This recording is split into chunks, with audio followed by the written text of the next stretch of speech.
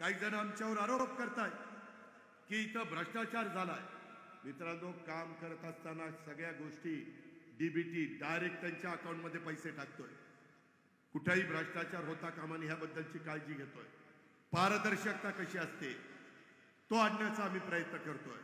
मुख्यमंत्री करतात, दोन्ही उपमुख्यमंत्री करतायत, अख्खा मंत्रिमंडळ करतायत, परंतु विरोधकांच्याकडे कुठला मुद्दा नाही आणि त्याच्यावर विरोधक अशा प्रकारचा मुद्दा काढतात आणि लोकांची दिशाभूल करतात।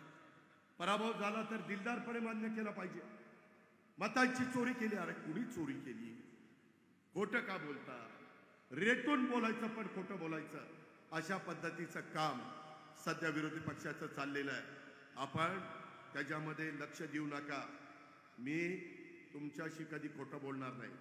जोपर्यंत जीवात जीव आहे तोपर्यंत जनतेला मी खरंच सांगेन। एखादी चूक झाली मी तुमच्या दारात येईल, तुमच्या पुढे सांगेन हे माझं चुकलंय, मला माफ करा। कारण जो काम करतो तोच चुकतो, जो कामच करत नाही त्याला कामच करत नाही कसा चुकल? त्याच्यामुळं माझी आपल्याला विनंती, आम्ही अनेक चढ उतार बघितलेले, कधी माझ्याकडनं पण एखादा शब्द गेला, परंतु इथून पुढच्या काळामध्ये आपल्याकडनं चूक होऊन द्यायची नाही। आपण 13-14 कोटी जनतेचं प्रतिनिधित्व करतो। माझ्याकडनं चूक झाली म्हणजे ती महाराष्ट्रातल्या जनतेचा विश्वास, त्याला मी तडा दिला, असं ती घडेल। या पद्धतीनं आमचं महायुतीचं सरकार काम करतंय।